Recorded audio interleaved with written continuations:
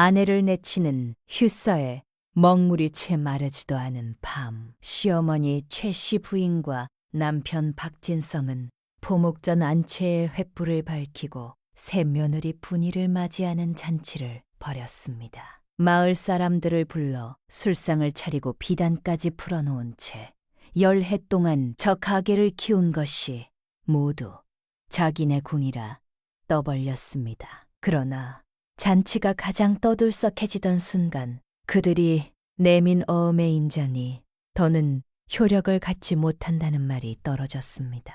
샘을 적은 종이를 받아든 박진성의 손이 굳어가는 사이 방금 전 그 집에서 쫓겨난 아내 채연은 이미 밤길 저편으로 사라지고 있었습니다. 그들이 하찮게 내친 여인이 무엇을 품고 돌아올지 그날 밤 포목전 안채에 모인 사람들은 아직 아무도 알지 못했습니다. 옛날 한 고을에 포목전을 운영하는 박씨 집안이 있었다. 집안 형편이 넉넉지 않던 박씨 집은 윤씨 가문의 딸 채연을 며느리로 맞아들이며 비로소 숨통이 트였다. 윤씨 집안은 딸을 시집 보내며 혼수로 상당한 재물을 내놓았는데 그 중에 포목전 개업에 필요한 미천 전부와 가게 자리를 얻는데 쓴 문권이 포함되어 있었다. 문권에 적힌 이름은 채연이었고 도장도 채연의 것이었으며 가게를 여는 데 들어간 모든 돈은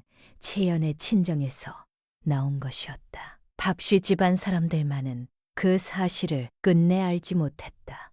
채연의 친정아버지는 고을에서 이름난 포목상인이었다. 딸을 시집 보내기 전 그는 채연의 손을 잡고 장부 기록하는 법과 흥정하는 법을 직접 가르쳤다. 베이지를 손끝으로 가려내는 법, 거래처 상인과 값을 다투는 법, 수입과 지출을 빠짐없이 기록하는 법이었다. 그러나 혼례를 불과 사흘 앞두고 아버지는 몸져 누웠고 혼례날 밤 자리에서 일어나지 못했다.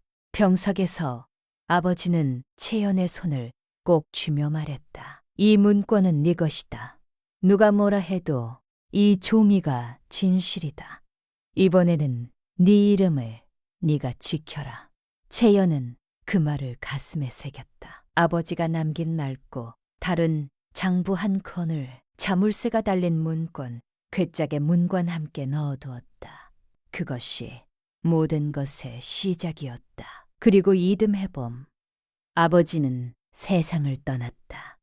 그 낡은 장부는 아버지의 유품이 되었고 채연은 그것을 단 한 번도 괴짝 밖으로 꺼내지 않았다. 최씨 부인은 처음부터 그 포목전을 자기 것이라 여겼다.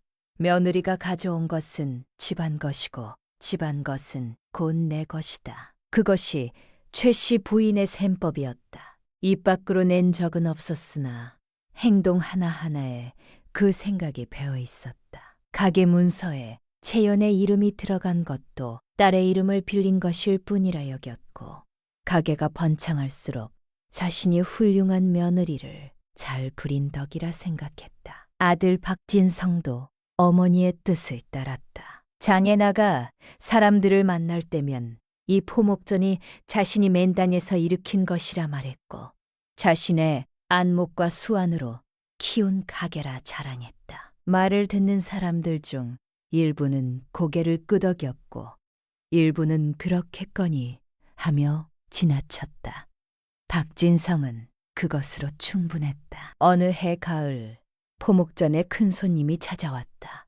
이웃고을 양반댁 마님이었고 며느리 혼례에 쓸 비단 15필을 구하러 온 것이었다. 마님은 가게 안을 둘러보다가 상석에 앉아있던 박진성에게 물었다. 저 안쪽에 걸린 비단은 어느 고을에서 온 것이오? 무게가 어느 정도 되며 혼례용으로 쓸만한 품이오이까? 박진성은 잠시 머뭇거리다가 대답했다. 이건 저쪽에서 들어온 것인데 품이 좋다고 합니다. 마님의 눈썹이 가볍게 올라갔다. 어느 쪽이요? 어느 지역 배틀에서 나온 것이요? 박진성은 시선을 피하며 입을 다물었다. 그때 채연이 안쪽에서 나왔다. 비단은 전주 인근 고을에서 들어온 것으로 올이 촘촘하고 빛이 오래 가는 것이 특징이옵니다. 혼례날 햇빛 아래서도 색이 변하지 않아 혼수로 많이 쓰이옵니다. 납기는 사흘 후 가능하며 필요하신 수량이 있으시면 지금 수를 정해두시는 것이 좋겠습니다. 마님은 잠시 채연을 바라보더니 고개를 끄덕였다. 역시 배를 아는 이가 있어야 가게가 돌아가는 법이요. 잘 알겠소. 그렇게 점하겠소이다. 거래가 성사되어 마님이 자리를 뜨자 최씨 부인이 빠르게 다가오며 말했다. 우리 준성이가 미리 다 알아둔 것이다. 채연은 아무 말 없이 고개를 숙였다. 손에 들고 있던 장부를 조용히 내려놓았을 뿐이었다. 해겨울이 되자 인근 고을 도매상이 배값을 터무니없이 낮게 부른 적이 있었다. 채연이 밤새 다른 거래처를 수소문하여 더 좋은 조건을 따내지 않았더라면 그해 겨울 가게는 큰 손해를 입었을 것이었다. 그러나 이튿날 아침 박진성은 장터에서 아는 이들에게 말했다. 내가 발빠르게 움직여 거래처를 바꿨소이다. 덕분에 가게가 살았지요. 채연은 그 말을 가게 안에서 들었다. 손에 들고 있던 장부를 조용히 내려놓았을 뿐 아무 말도 하지 않았다. 열해가 흘렀다. 채연은 날이 밝기 전에 일어나 가게 문을 열었고 날이 저문 뒤에야 문을 닫았다. 어느 해 겨울에는 손이 너무 트고 갈라져 배를 집을 때마다 통증이 왔다. 차가운 창고에서 피를 나르고 정리하다 보면 손끝에서 피가 났다. 채연은 손가락에 피가 맺히면 재빨리 치마 안쪽으로 닦아냈다. 손자국이 비단 위에 남으면 안 됐기 때문이었다. 그래도 다음 날 아침에도 어김없이 가게 문을 먼저 열었다. 한여름에는 창고 안이 가마솥처럼 달아올랐다. 채연은 땀을 훔치며 장부를 기록했다. 땀방울이 종이 위로 떨어지려 하면 소매로 가리고 글자를 이었었다. 장부에 번진 자국은 숫자를 알아볼 수 없게 만들기 때문이었다. 어느 봄에는 몸에 열이 올라 자리를 보존해야 할 만큼 아팠는데 최씨 부인은 그것을 보고 말했다. 아프면 어떠냐? 가게 문은 열려야지. 그날도 채연은 일어나 가게에 나갔다. 밤이 되어 등잔 아래서 장부를 베끼는 채연의 곁에서 최씨 부인은 두꺼운 이불을 덮고 일찍 잠자리에 들었다. 어느 해 늦가을 채연의 아버지 기일이 돌아왔다. 채연은 친정에 가 향을 피우고 싶었다. 아버지가 남긴 낡은 장부를 펼쳐 그 손때를 더듬고 싶었다. 그러나 그날 아침 최씨 부인이 말했다. 오늘 장에서 큰 손님이 온다더라. 네가 자리를 비우면 안 되겠다. 채연은 허리를 굽혀 알겠다고 했다. 친정어머니에게 향 한 자루를 대신 피워달라는 전갈만 보냈다. 그날 저녁 장부를 덮으며 채연은 아버지의 얼굴을 떠올렸다. 이 문권은 내 것이다. 목소리가 아직 귓가에 남아 있었다. 배를 고르는 눈썰미가 뛰어나다. 흥정을 잘한다는 소리가 장안에 퍼져도 최씨 부인은 언제나 말했다. 다 우리 아들 덕이다. 채연이 무엇을 해도 그 공은 박진성에게로 갔고 박진성이 무엇을 잘못해도 그 허물은 아무데도 돌아가지 않았다. 최씨 부인은 채연을 부를 때 이름조차 제대로 부르지 않았다. 이 아이, 저 아이라고 불렀고 손님들 앞에서도 주제를 모른다.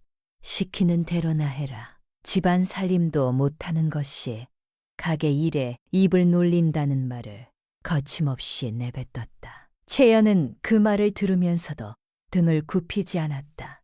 다만 장부를 기록하는 손이 조금 더 천천히, 조금 더 꼼꼼하게 움직일 뿐이었다. 채연에게 돌아오는 것은 한 달의 쌀 몇 말과 배 한 필값의 찌뿐이었다.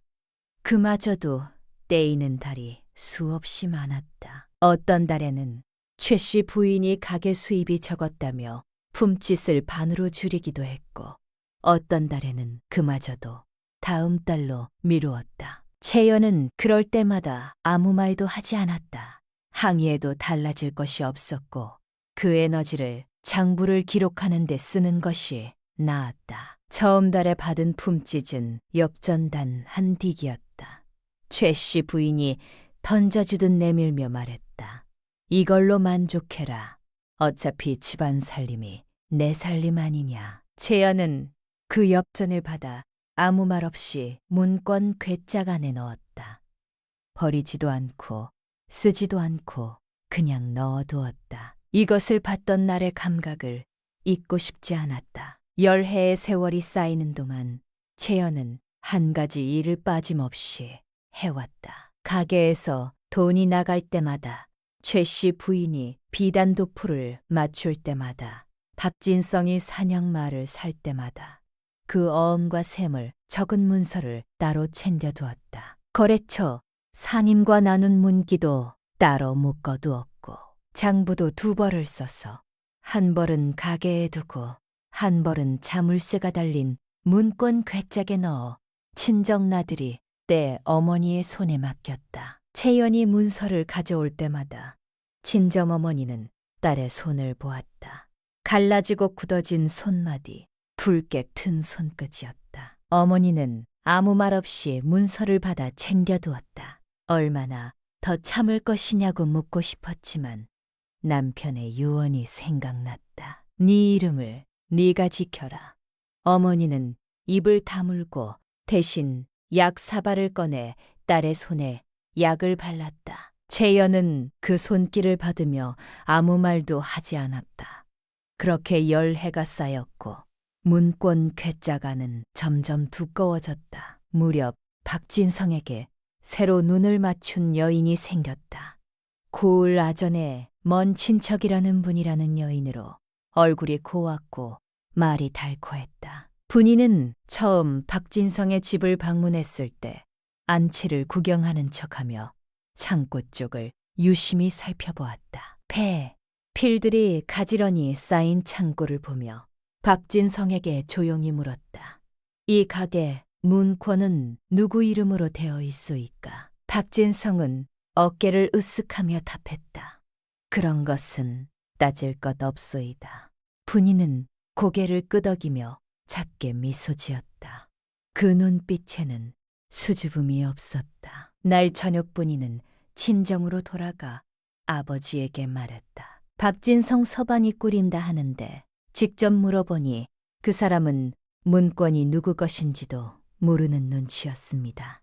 아버지가 물었다. 그렇다면 가게 실속은 어떻더냐? 분이가 답했다. 창고와 창부만 보아도 돈 냄새가 났습니다. 거래처도 단단하고 단골도 많더이다. 아버지는 잠시 생각하다가 고개를 끄덕였다. 최 씨 부인은 그런 분위를 마음에 들어했다. 채연이 10회 동안 읽어온 가게가 있으니 이제 굳이 이 며느리가 필요치 않다고 여겼다. 박진성도 같은 생각이었다. 두 사람은 어느 날 저녁 채연을 불러들여 휴서를 내밀었다. 먼저 이 집을 나가거라. 채연은 잠시 그 종이를 내려다보았다. 그런 다음 두 손으로 천천히 받아들었다. 손이 떨리지 않았다. 눈물도 흘리지 않았다. 저 조용히 받아들고 허리를 굽혀 인사를 올렸다. 어머님, 서방님, 그간 신세 많이 졌습니다. 목소리에는 떨림도 분노도 원망도 없었다. 그 고요함이 오히려 방 안의 공기를 무겁게 만들었으나 최 씨 부인은 대수롭지 않게 손을 내저었다. 어서 짐이나 챙겨라.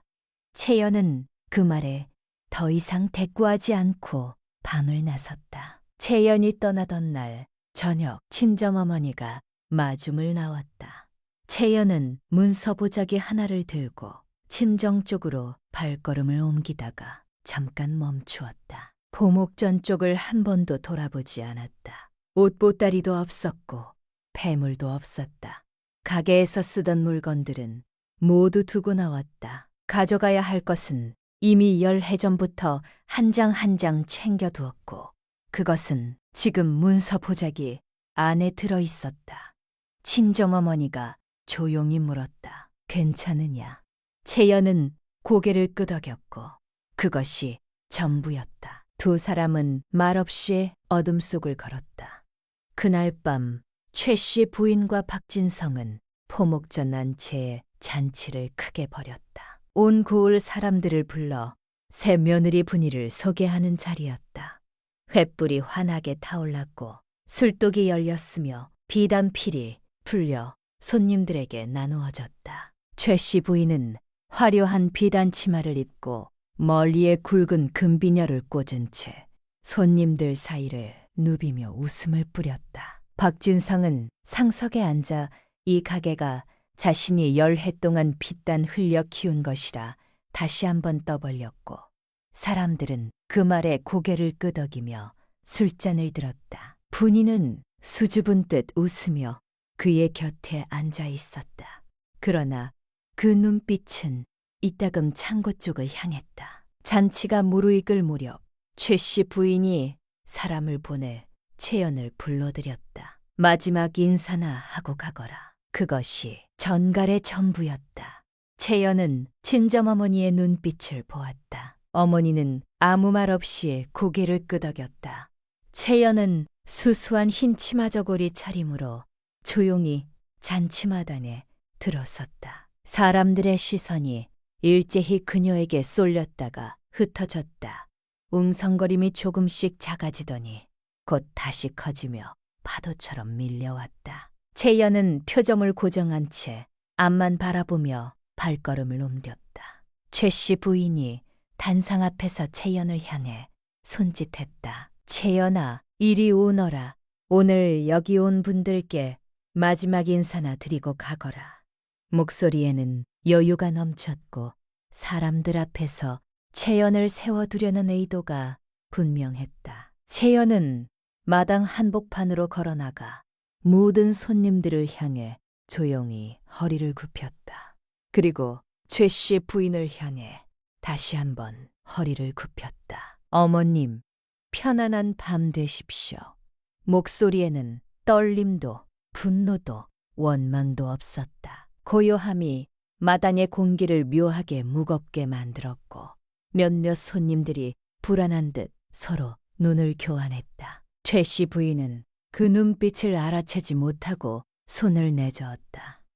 됐으니 이제 가거라. 채연은 몸을 돌려 마당을 가로질러 대문을 향해 걸었다. 뒤에서 웃음소리가 다시 터졌으나 채연은 단 한 번도 뒤돌아보지 않았다. 대문을 밀고 나서는 순간 채연의 눈에 무언가가 들어왔다. 대문 밖에는 윤 씨 집안의 하인이 이미 말을 메어두고 기다리고 있었다. 하인은 아무 말 없이 고개를 숙였다. 채연도 아무 말 없이 말에 올랐다. 찬밤 공기가 얼굴을 스쳤고 포목전 안치에서 새어나오는 불빛이 점점 멀어졌다. 채연은 작게 중얼거렸다. 이제 시작이다. 목소리는 낮고 차분했지만 그 안에는 단단하고 흔들리지 않는 결의가 담겨 있었다. 사실 그날 밤 잔치가 벌어지기 전부터 채연은 이미 마지막 준비를 마쳐두고 있었다. 그날 낮 채연은 친정방 안에서 문권 괴짝을 열었다. 창밖으로 햇살이 들어왔고 먼지가 빗속에서 천천히 떠다니는 것이 보였다. 서안 위에는 자물쇠가 달린 문권 괴짝이 놓여 있었다. 열해 동안 누구에게도 함부로 보인 적 없는 괴짝이었다. 채연의 어머니가 방 한쪽에 조용히 앉아 자리를 지켰다. 채연은 품에서 열쇠를 꺼냈다. 그 순간 아버지의 얼굴이 떠올랐다. 이 문권은 내 것이다. 누가 뭐라 해도 이 종이가 진실이다. 채연은 눈을 잠시 감았다. 열쇠를 쥐인 손끝이 처음으로 딱 한 번 미세하게 떨렸다. 그리고 자물쇠를 열었다. 괴짝 안에서 가장 먼저 나온 것은 아버지의 낡은 장부였다. 아버지가 평생 손때를 묻혀온 장부였고 표지는 닳고 모서리는 뭉그러져 있었다. 채연은 잠시 그것을 손에 들고 바라보다가 한쪽에 내려놓았다. 아래에 포목전 개업 당시 작성된 문건이 있었다. 명예인 채연, 가게 자리를 얻을 때 쓴 문기, 가게를 단전하고 기물을 들인 장부, 개업자금 출처를 적은 문서가 차례로 쌓여 있었다. 모든 서류에 적힌 이름은 채연이었다. 박진성의 이름은 어디에도 없었다. 최 씨 부인의 이름도 단 한 줄도 나오지 않았다. 두 번째 묶음에는 10회 동안 하루도 빠짐없이 기록한 장부들이 있었다. 가게 운영 장부, 세금 납부 장부, 직공 품씨 장부가 각각 색실로 구분되어 있었다. 그 돈이 어디로 흘러갔는지도 적혀 있었다. 최 씨 부인이 비단도포를 맞추는데 쓴 돈, 박진성이 사냥말을 사는데 쓴 돈, 두 사람이 고을 유람을 다녀오는데 쓴 돈이 모두 장부에 남아 있었다. 세 번째 묶음에는 목격자들의 이름과 증언을 적어둔 문서꾸러미가 있었다. 부부상 김행수, 마을서당 훈장, 이웃집 아낙, 채연이 몸이 불편할 때도 새벽부터 가게 문을 여는 것을 본 동네 어른들의 이름이 나란히 적혀 있었다. 궤장 맨 아래에는 엽전 한 딘이 있었다. 처음 달에 받은 품지였다. 최 씨 부인이 던져주듯 내밀던 바로 그것이었다. 채연은 그것을 손바닥 위에 올려놓고 잠시 바라보았다. 열해 전 이것을 받아 궤짝에 넣던 날에 감각이 되살아났다. 차갑고 작은 동전 하나. 그러나 채연은 그것을 버리지 않았다. 다시 궤짝에 넣었다.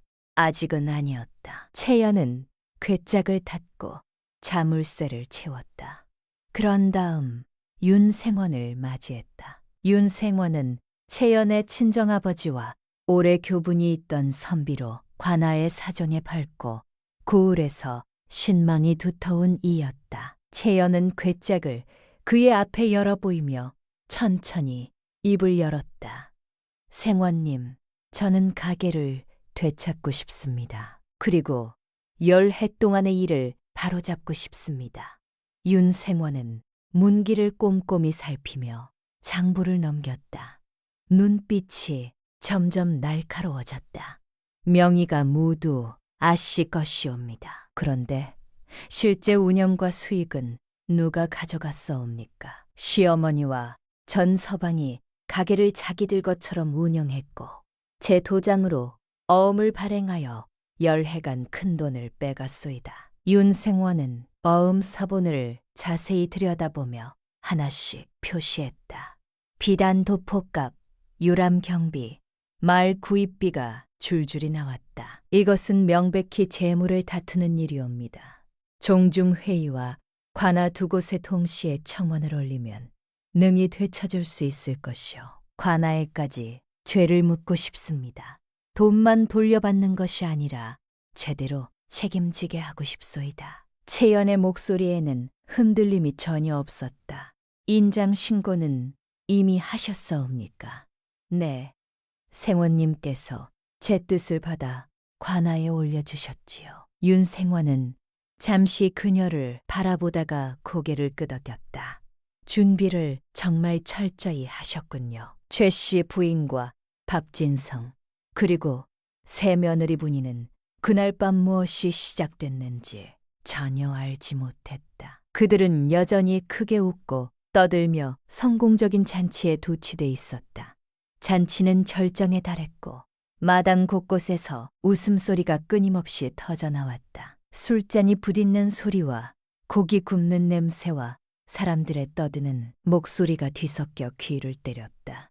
최 씨 부인은 상 사이를 누비며 사람들에게 인사했다. 화려한 비단 치마가 바닥을 길게 쓸고 지나갔고 멀리에 꽂은 금비녀가 홍등 아래서 반짝였다. 밤이 깊어질수록 손님들이 슬슬 자리에서 일어날 준비를 시작했다. 최 씨 부인이 손을 들어 사람들의 시선을 끌었다. 잠깐만 들어보시오. 오늘 이렇게 귀한 시간 내주셔서 정말 진심으로 감사하오. 우리 집 가게지만 오늘만큼은 제가 직접 계산하겠소이다. 우렁차고 당당한 목소리였고 박수 소리가 천둥처럼 터져나왔다. 박진성이 여유롭게 돈주머니를 꺼내며 잔치 음식과 술을 맡은 객주집 주인을 불렀다.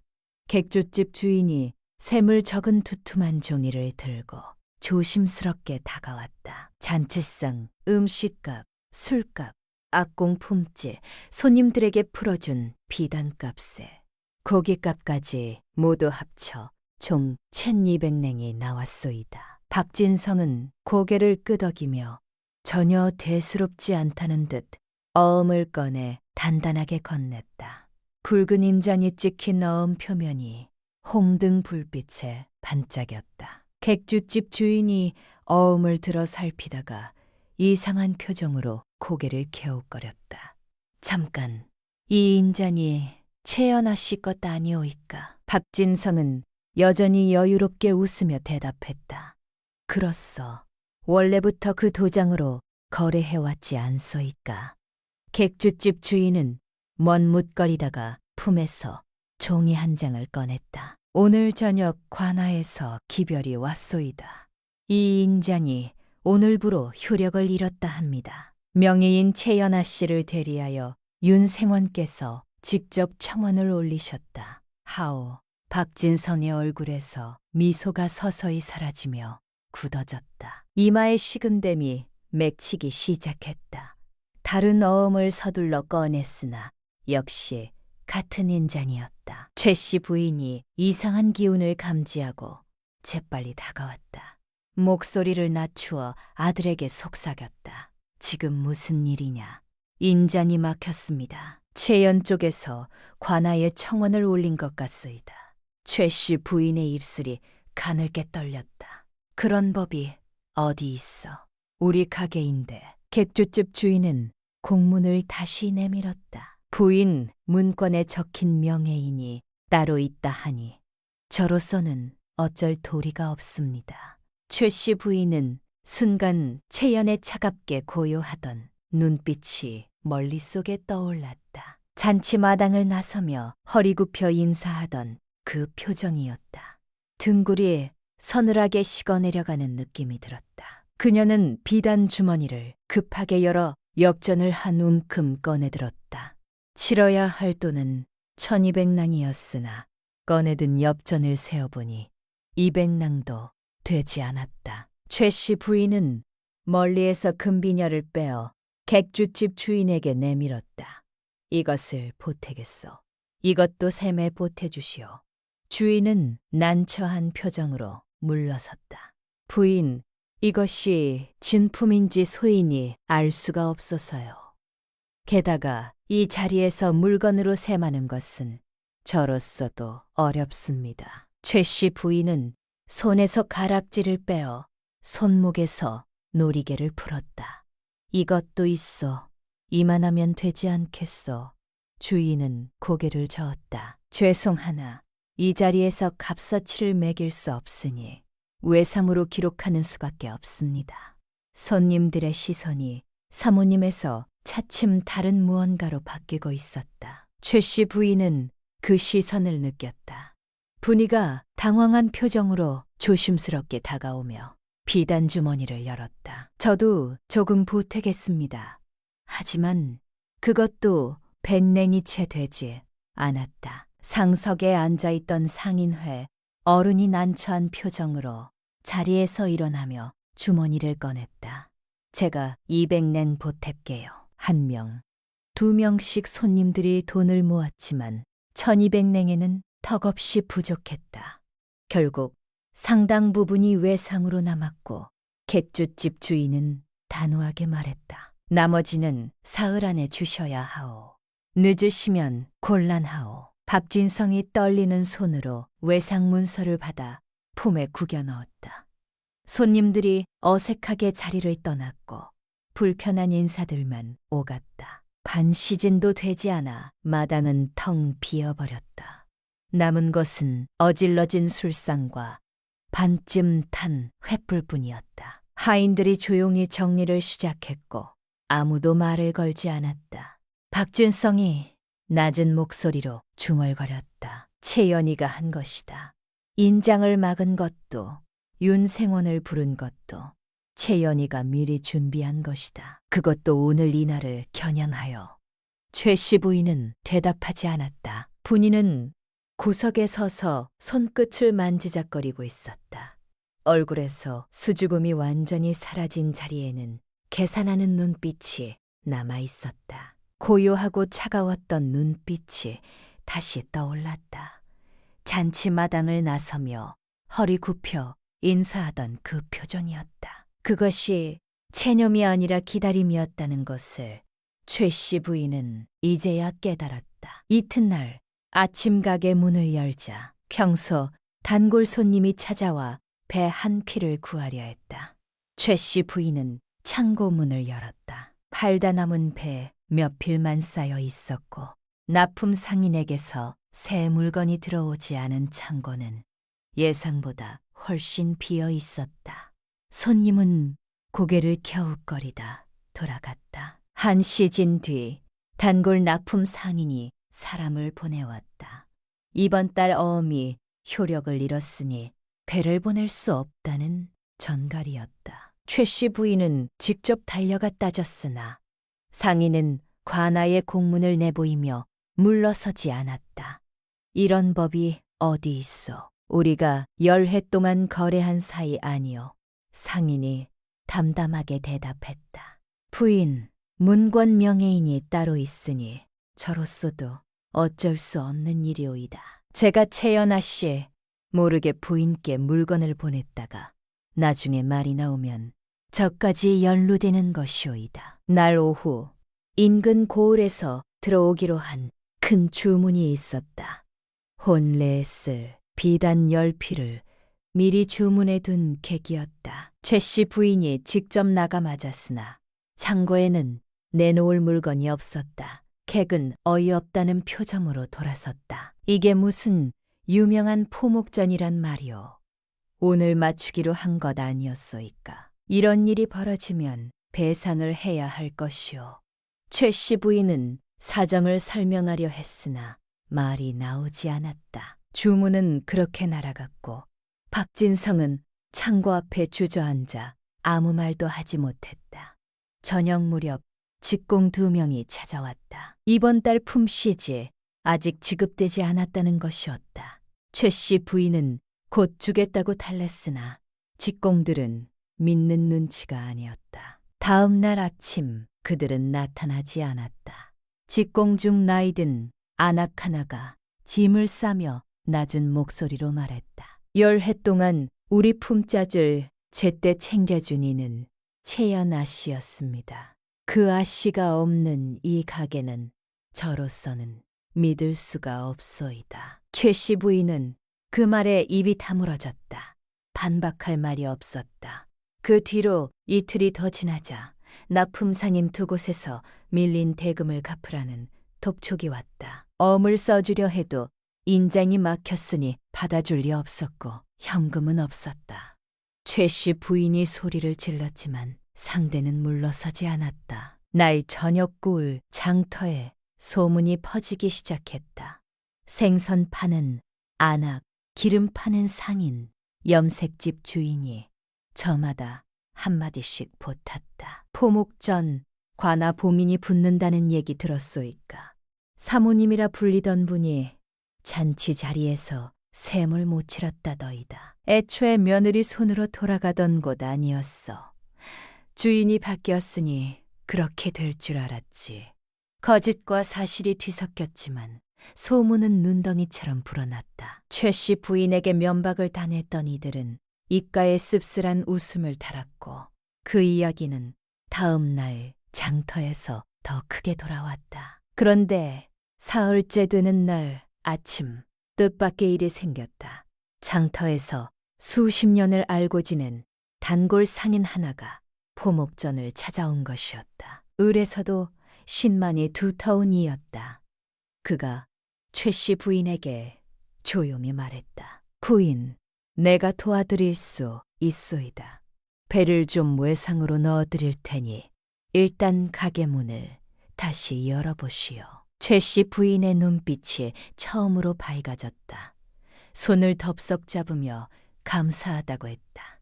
박진성도 안도의 한숨을 내쉬었다. 그래, 이제 살았다. 최 씨 부인은 빗자루를 들어가게 앞을 쓸게 했고 등잔에 기름을 새로 넣었으며 창고 문을 열어 환기를 시켰다. 날밤 두 사람은 며칠 만에 처음으로 밥을 제대로 먹었다. 이제 살아난다. 이제 다시 시작이다. 그런 생각으로 잠자리에 들었다. 하지만 이튿날 아침 그 상인은 나타나지 않았다. 대신 하인 편에 쪽지 한 장이 왔다. 부인, 어젯밤 윤생원께서 저를 찾아오셨소이다. 최연아 씨의 사정을 자세히 들으니 내가 섣불리 끼어들 일이 아닌 것 같소이다. 부인의 처지는 딱 하나. 저도 가족이 있는 몸이라 어쩔 수가 없소이다. 용서하시오. 최 씨 부인은 쪽지를 구겨 마당에 던졌다. 어제까지만 해도 희망이 보이는 것 같았는데 그 마지막 빛마저 꺼져버렸다. 박진성은 아무 말도 하지 못했고 그저 마당 한쪽에 기대서서 눈을 감았다. 날 오후 가게 앞에 관아의 봉인이 붙었다. 포목전 문권 명예자의 청원에 따라 본 가게의 모든 재산을 일시 봉인한다. 최 씨 부인은 봉인 딱지를 보는 순간 무릎에 힘이 풀렸다. 손으로 문설주를 붙잡아야 했다. 관아의 봉인을 뜯는 것은 큰 죄였다. 뜯었다가는 더 큰 벌이 내려올 것이었다. 최 씨 부인은 봉인 딱지 앞에 서서 아무 말도 하지 못했다. 박진성도 마찬가지였다. 두 사람은 그저 봉인이 붙은 가게 문을 바라볼 뿐이었다. 10해 동안 매일 드나들던 문이었고 자기 것이라 믿어 의심치 않던 문이었다. 골목을 지나가던 사람들이 봉인을 보며 고개를 저었고 수군거리는 소리가 사방에서 들렸다. 그때 윤생원이 하인 하나를 데리고 나타났다. 최연아 씨의 대리인으로 왔소이다. 그가 차분한 목소리로 말했다. 종중 회의를 열어 이 일을 공식으로 판가름하자 하셨소. 최 씨 부인은 눈을 가늘게 뜨며 외쳤다. 감히 며느리가 시어미를 종중 앞에 세우겠다는 것이냐. 윤생원은 흔들리지 않았다. 부인, 이 가게의 문권은 최연아 씨 이름으로 되어 있소이다. 이것은 사실이요. 날 저녁 박진성은 아는 이들에게 찾아가 돈을 빌려달라고 했다. 하지만 소문은 이미 퍼진 뒤였다. 빈손으로 돌아왔고 집안은 무거운 침묵에 휩싸였다. 최 씨 부인은 동생에게 편지를 써 돈을 빌려달라고 애원했으나 답장은 차가웠다.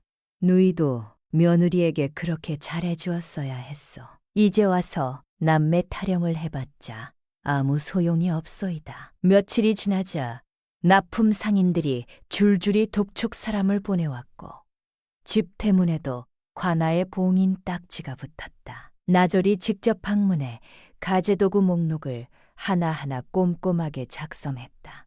큰 방 장롱, 그릇세간, 안방 침구가 관아 처분 대상으로 지정됐다. 그날 저녁 분이의 친정아버지가 대문 앞에 나타났다. 나졸이 다녀갔다는 소문을 들은 것이었다. 그는 말수가 적은 사람이었고 최 씨 부인에게 짧게 고개를 숙이며 말했다. 제 딸을 데려가겠소이다. 최 씨 부인은 당황하여 소리쳤으나 노인은 대답하지 않고 분이의 방으로 걸어 들어갔다. 분이는 이미 보따리를 싸두고 있었다. 짐을 든 분이가 마당을 가로질러 걸어가다가 발걸음을 멈추었다. 그리고 최 씨 부인을 향해 돌아보며 말했다. 어머님, 저는 처음부터 이 가게가 최연아 씨 것인 줄 알았어요. 그래서 들어온 거였는데 목소리는 낮았지만 또려했다. 군인은 더 이상 아무 말도 하지 않고 아버지를 따라 대문을 나섰다. 그것이 사실인지 거짓인지 알 수 없었다. 하지만 그 한마디가 비수처럼 꽂혔다. 최 씨 부인은 텅 빈 방에 혼자 남았다. 아들은 사랑채 문을 닫아버렸고 며느리는 떠났으며 모든 것이 한꺼번에 무너지고 있었다. 최 씨 부인은 방바닥에 주저앉아 무릎을 꼭 끌어안았고 어깨가 들썩이며 흐느끼기 시작했다. 10해 동안 쌓아 올린 모든 것이 단 며칠 만에 뒤틀렸고 이제 남은 건 끝없는 빚과 온고을에 퍼진 소문뿐이었다. 며느리가 가져온 것은 집안 것이고 집안 것은 곧 내 것이다. 10해 동안 그렇게 믿었다. 믿음 위에 모든 것을 쌓아 올렸다. 그런데 그 믿음이 애초에 틀렸다는 것을 이제야 뼈저리게 알게 되었다. 여론이 지난 어느 아침, 최 씨 부인은 대문 앞에 선나졸에 인기척에 잠에서 깬다. 시각을 보니 이른 아침이었다. 나졸이 서 있었고 손에 두툼한 봉투를 들고 있었다. 관아에서 온 소지이요. 여기 수결을 내려주시오. 최 씨 부인은 영문도 모른 채 손도장을 찍고 봉투를 받아들었다. 발신처를 확인하니 고을 관아라고 적혀 있었고 순간 가슴이 철렁 내려앉는 느낌이 들었다. 방으로 돌아와 앉아 떨리는 손으로 봉투를 뜯었다. 안에서 두툼한 문서꾸러미가 나왔다. 첫 장을 펼치자 포목전 문건 반환 및 무단어음 사용에 대한 죄물 배상 그리고 기망과 횡령의 죄를 묻는다는 내용이 낭낙이 적혀 있었다. 최 씨 부인은 눈앞이 캄캄해지는 것을 느끼며 한 줄 한 줄 읽어내려갔다. 비단 도포값, 사냥말값, 유람 경비가 날짜별로 빼곡하게 정리돼 있었다. 어음마다 채연의 인장사본이 처부수돼 있었고 날짜와 금액이 정확히 일치했다. 손이 부들부들 떨렸다. 페이지를 넘길수록 얼굴이 창백하게 변했다. 박진성이 사랑채에서 나와 방으로 왔다. 어머니의 창백한 얼굴을 보며 물었다. 어머니, 무슨 일이요? 최 씨 부인은 대답 대신 문서를 아들에게 건넸다. 박진성은 첫 장을 읽자마자 얼굴이 새하얗게 질렸고 손이 부들부들 떨리기 시작했다. 목격자 명단 페이지에서 그의 손이 멈추었다. 장터에서 수없이 마주쳤던 낯익은 이름들이었다. 구부상 김행수, 마을서당 훈장, 이웃집 안악. 그는 문서를 상위에 내려놓고 두 손으로 얼굴을 감쌌다. 이게 대체 무슨 소리요? 채연이가 다 준비해두었던 것이요. 10해 동안 우리 몰래 증거를 모으고 있었던 것이요. 최 씨 부인은 문건 사본 페이지에서 멈추었다. 명의인 채연이라는 이름이 선명하게 적혀 있었다. 이건 다 집안일이다. 라고 중얼거리려 했지만 그 이름 앞에서 말이 막혔다. 증거가 너무나 완벽했고 반박할 여지가 전혀 보이지 않았으며 모든 기록이 날짜와 금액까지 정확히 일치했다. 두 사람은 한참 동안 말을 잃었다. 두 사람은 급히 고을에서 관아사정에 발다는 어른을 찾아갔다. 사례금을 내고 방으로 들어갔다. 어른은 문서를 꼼꼼히 읽었다. 문건을 보관한 적 있소이까? 두 사람은 대답하지 못했다. 그렇다면 10해 동안 거래 장부는 누가 썼소이까? 역시 침묵이었다. 그 어른은 문서를 덮으며 천천히 말했다. 거래처 상인 이름 하나라도 될 수 있소이까? 박진성은 입술을 달싹였으나 아무 말도 나오지 않았다. 어른은 고개를 저었다. 이것은 이길 일이 아니라 덜 읽기를 빌어야 할 일이오. 최 씨 부인이 목소리를 높였다. 그렇다면 방법이 전혀 없다는 것이오이까? 어른은 말했다. 합의를 시도해보는 수밖에 없소이다. 채연 아씨 측 대리인을 찾아가 뜻을 전하시오. 하나 그쪽에서도 쉽게 받아줄 것 같지는 않소이다. 문서가 너무 완벽하오. 최 씨 부인이 윤세몬을 찾아갔다. 처음에는 여전히 우서른의 어조를 내려놓지 못했다. 그래도 내가 시험이었어. 이 정도면 봐주어야 하지 않겠소이까. 윤생원은 표정 하나 바꾸지 않고 말했다. 그 인연은 휴서와 함께 끝났습니다. 최 씨 부인은 시간을 달라 애원했다. 일단 가게를 다시 운영하게 해주시면 수익으로 갚겠소이다. 가게는 채연아 씨 소유이오니 부인께서 다시 운영하실 수는 없습니다. 최 씨 부인은 목소리가 떨렸다. 그렇다면 어떻게 하오이까? 우리한테 아무것도 없는데 어떻게 재물을 구하오이까? 잠시 침묵이 흐른 뒤 최 씨 부인은 고개를 숙이며 처음으로 말했다. 채연아 씨께 전해주시오. 내가 잘못했소이다. 윤생원은 그 말을 듣고도 흔들리지 않았다. 구체적인 변제 방도를 가져오십시오. 그것 없이는 합의를 진행할 수 없습니다. 최 씨 부인은 빈손으로 돌아왔다.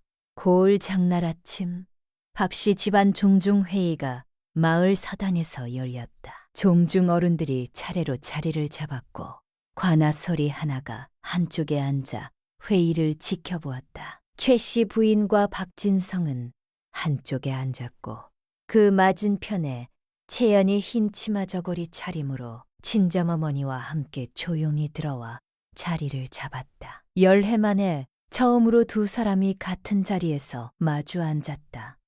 채연은 고개를 들어 최 씨 부인을 바라보았고 눈빛은 차갑고 흔들림이 전혀 없었다. 최 씨 부인은 순간 숨이 막히는 느낌이 들었다.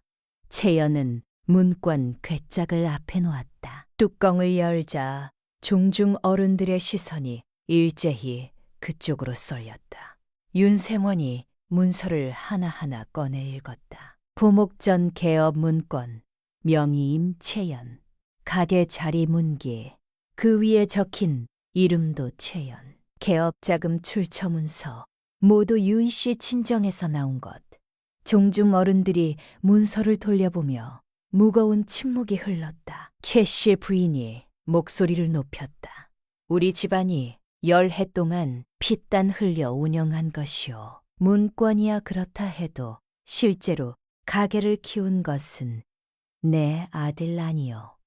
종중 어른 하나가 천천히 입을 열었다. 그렇다면 서방이 가게를 실제로 운영했다는 증거가 있소이까?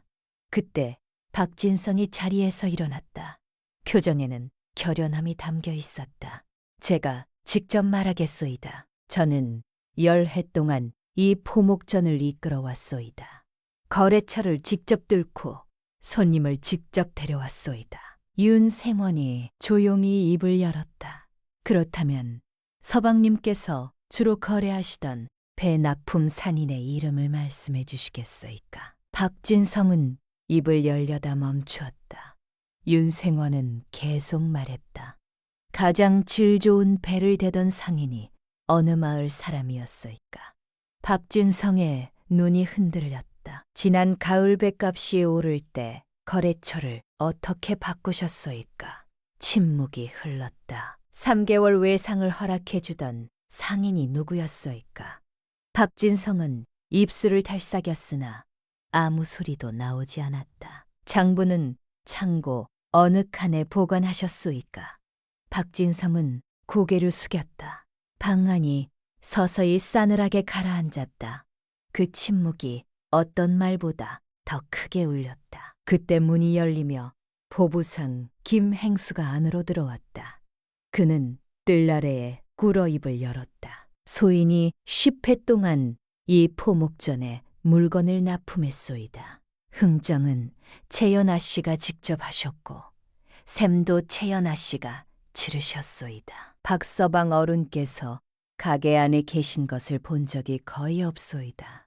뒤를 이어 오래된 직공 안악 하나가 들어와 무릎을 꿇었다. 소인은 열해 동안 이 가게에서 일했사옵니다. 채연아 씨가 몸이 편치 않으실 때도 새벽에 먼저 나오셔서 가게 문을 여셨습니다. 박서방 어른께서 창고에 무엇이 있는지 여쭤보신 적은 한 번도 없었습니다. 종종 어른들의 표정이 하나씩 굳어졌다. 장부가 펼쳐졌고 열해 동안 최 씨 부인과 박진성이 채연의 도장으로 발행한 어음의 내역이 낱낱이 읽혔다.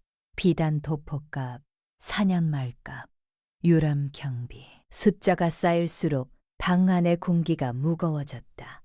종중 어른들이 잠시 자리를 비워 의논했다. 얼마 뒤 돌아온 어른 하나가 입을 열었다. 문건도 채연아 씨 이름이여 돈도 채연아 씨 친정에서 나왔소이다. 가게를 운영한 것도 채연아 씨라는 증언이 분명하오. 재산을 다투는 일은 이 자리에서 결론이 분명하오. 다만 죄를 묻는 일은 관아에서 판결받아야 할 것이오. 방 안은 무거운 침묵으로 가득 찼다. 최 씨 부인이 다급하게 소리쳤다. 어른들, 이 아이가 시어미를 관하에 고발하겠다는 것이오. 피를 나눈 가족끼리 이럴 수 있소이까. 종중 어른은 천천히 그녀를 향해 고개를 돌렸다. 부인, 지금 이 자리에서 드러난 것들이 너무 많소이다. 피를 나눈 가족이라 하셨소이까. 그렇다면 열해 동안 가족에게 엽전한 틱을 품피주로 던진 것도 가족의 도리였소이까. 최 씨 부인은 입을 다물었다. 며칠 뒤 원님이 공당에 좌정한 날이 왔다. 나졸들이 마당을 정리했고 장부와 문석구러미가 안상 위에 올려졌다. 아나마당에는 구경 나온 마을 사람들이 담장 바깥에 줄을 섰다. 채연이 어떤 판결을 얻어낼지, 최 씨 부인이 어떻게 될지 궁금해하는 이들이었다. 최 씨 부인과 박진섬은 뜰 아래에 무릎을 꿇었다. 채연은 그 맞은편에 단점하게 앉아 있었다. 두 사람이 같은 공간에서 마주 앉는 것은 이번이 마지막이었다. 채연은 최 씨 부인을 바라보지 않았다. 눈은 원님에게 고정되어 있었다. 원님이 공당에 높이 앉아 장부를 내려다보는 동안 뜰 안은 숨소리 하나 들리지 않을 만큼 조용했다. 이번에는 김행수가 직접 출석했다. 그는 뜰 아래에 꿇어 열해 동안 자신이 본 것을 또렷하게 말했다. 흥정은 채연아 씨가 직접 하셨고 샘도 채연아 씨가 치르셨소이다. 박서방 어른께서 가게 안에 계신 것을 본 적이 거의 없소이다. 목소리는 흔들리지 않았다. 마을 훈장과 이웃집 안악도 차례로 뜰 아래에 꿇어 진술했다. 그들의 목소리는 흔들리지 않았다. 진술이 이어질수록 박진성의 등이 더욱 굽어갔다. 최 씨 부인이 마지막으로 목소리를 높였다. 원님, 며느리가 시어미를 관하에 고발하는 것은 강상의 도리에 어긋나는 일 아니오이까. 원님은 눈을 들어 그녀를 바라보았다. 강상이라 하였소. 그렇다면 시어미가 며느리의 재물을 열해 동안 빼앗은 것은 강상에 어긋나지 않소이까. 최 씨 부인은 잠시 머뭇거리다가 다시 입을 열었다. 며느리가 가져온 것은 시댁의 것이 아니옵니까? 원님은 잠시 침묵하다가 말했다. 그렇다면 시댁이 며느리에게 던진 엽전 한딧도 시댁의 은혜라 우길 셈이오. 최 씨 부인은 입을 다물었다. 방 안에 있던 모든 이가 그 한마디의 무게를 느꼈다. 원님은 안상 위에 놓인 장부를 덮으며 천천히 말했다. 문기가 분명히 채연의 이름으로 되어 있고 개업 자금도 채연의 친정에서 나온 것이 증명되었어. 그리고 열해 동안 도장을 무단으로 사용하여 재물을 빼낸 것이 장부에 낱낱이 드러났어. 이것은 재산을 빼돌린 죄요, 기망의 죄이요. 원님은 잠시 침묵했다가 판결을 내렸다. 포목전의 문건은 채연에게 즉시 돌려준다. 최 씨 부인과 박진성은 열해 동안 도장을 무단 사용하여 빼낸 재물을 채연에게 갚되 변제가 완료될 때까지 일체의 재산 처분을 금한다. 박진성은 기망의 죄를 물어 장형에 처한다. 최씨 부인은 속전을 관아에 납부하라. 이를 이행하지 아니하면 보다 무거운 벌을 받을 것이요 형방이 목판을 힘껏 두드렸다 하는 소리가 공당 마당에 울렸다. 잠시 뒤 박진성이 나졸에게 이끌려 마당 한쪽으로 끌려나갔다. 장을 맞는 소리가 관아 마당에 울렸다. 최씨 부인은 그 소리를 들으며 눈을 감았다. 담장 밖에 줄을 서 있던 마을 사람들이 저마다 낮은 목소리로 수군거렸다. 그때 담장 밖에서 한 목소리가 들렸다. 저 사람이 포목전 주인이라 떠들던 박서방 아니요.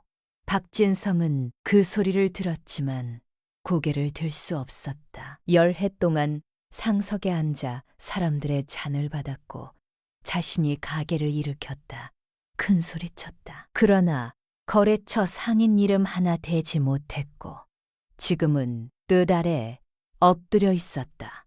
그 사실이 온 고을에 드러나는 순간이었다. 사람들이 일어났다.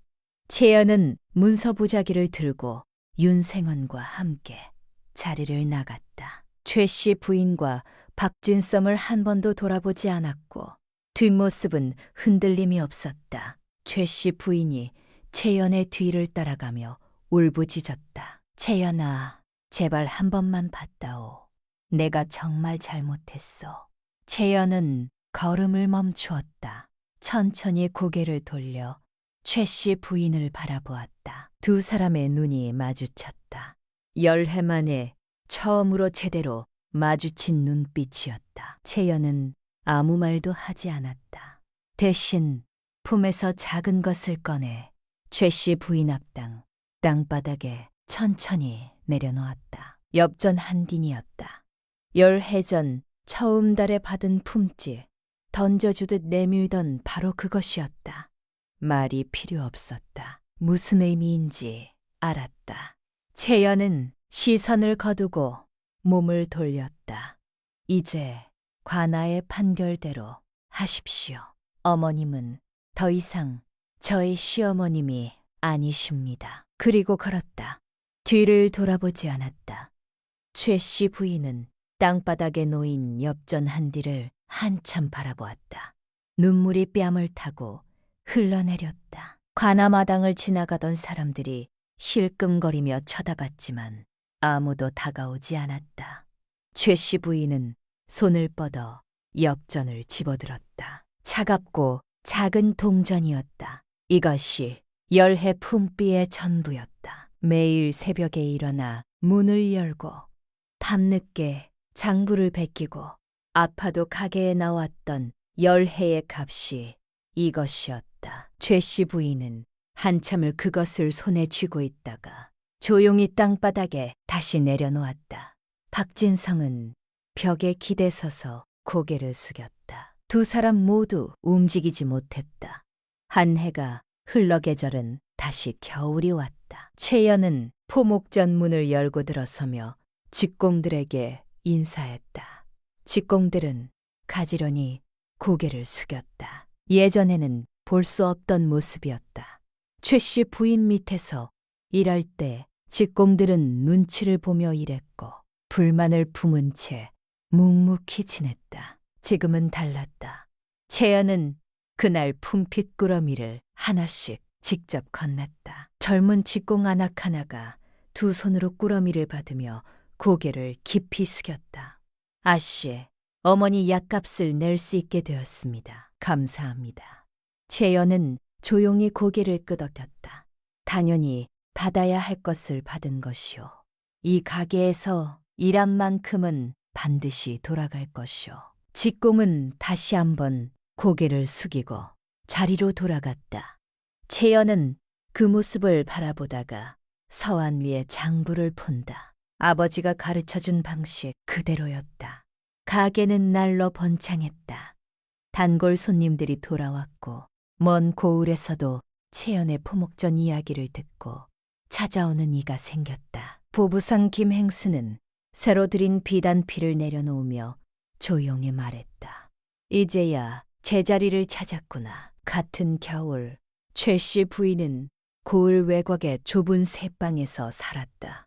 방새가 싼 비좁고 습한 방이었다. 동네 작은 식당에서 그릇 닦는 품을 팔았다. 어느 날 최 씨 부인이 그릇을 닫다가 뒤에서 주인의 목소리가 들렸다. 그릇에 기름 자국이 남아있잖소. 다시 닦으시오. 최 씨 부인은 고개를 숙이며 그릇을 다시 들었다. 그 순간 열해 전 채연에게 했던 자신의 목소리가 떠올랐다. 주제를 모른다. 시키는 대로나 해라. 그때 자신의 말투가 이렇게 들렸을 것이다. 그릇을 쥔 손이 잠시 멈추었다. 눈물이 나려 했지만 꼭 참았다. 손을 움직여 다시 닦았다. 박진성은 장터에서 허들의 시를 했다. 어느 날 장터 길목에서 오래 알고 지낸 이와 마주쳤다. 상대방은 잠시 그를 바라보다가 시선을 피하며 고개를 숙이고 지나쳤다. 박진성은 그 뒷모습을 바라보았다. 열해 전 그는 저 사람 앞에서 상석에 앉아 자신이 가게를 일으켰다. 큰 소리쳤다. 지금은 그 사람이 그를 피한다. 박진성은 짐을 다시 들고 발걸음을 옮겼다. 날밤 채연은 포목전 문을 닫고 방으로 돌아와 문권 궤짝을 열었다. 궤짝 안에는 아버지의 낡은 장부와 문권 열해의 기록이 차곡차곡 놓여 있었다. 다만 맨 아래 엽전 한 딕이 놓여 있던 자리는 비어 있었다. 채연은 그 빈자리를 잠시 바라보다가 조용히 뚜껑을 덮고 자물쇠를 채웠다. 엽전은 이미 있어야 할 곳으로 돌아갔다. 창밖으로 달빛이 조용히 들어왔고 고요한 밤이 깊어갔다. 다음 날 아침 채연은 다시 포목전 문을 열었다. 햇살이 간판 위에 내려앉았고 첫 손님이 문턱을 넘었다. 날 고을 사람들은 그 문권 궤짝 이야기를 오래도록 전하였다. 열해 동안 차곡차곡 쌓인 문서 한 묶음이 한 여인의 이름을 되찾아 주었고 남의 것을 제 것이라 여긴 이들은 끝내 자신이 뿔린 씨앗을 거두었다고